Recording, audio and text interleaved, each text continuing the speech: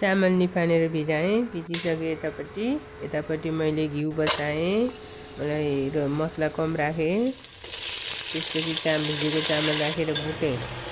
मजाले भुटी पकाउनु हुँदै साथीहरू, हल्का पानी छम्किने अनि भुटी चलाउने।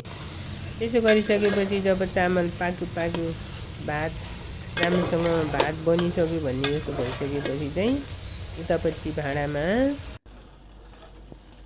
मैले सक्खरलाई पगालेर राखेको छु, रेडी बनाएको छु। अब सक्खर भात राम्रोसँग पाकिसक्यो भन्ने भएपछि चाहिँ सक्खर भिजाएर यसरी पगालेर हालिदिएपछि सबैतिर लाग्छ र यसरी हालिसकेपछि पनि फेरि मजाले चलाएर चाहिँ छोपेर राख्नुपर्छ र फेरि पटक पनि चलाउनुपर्छ र यसो गरिसकेपछि लट्टे तयार हुन्छ।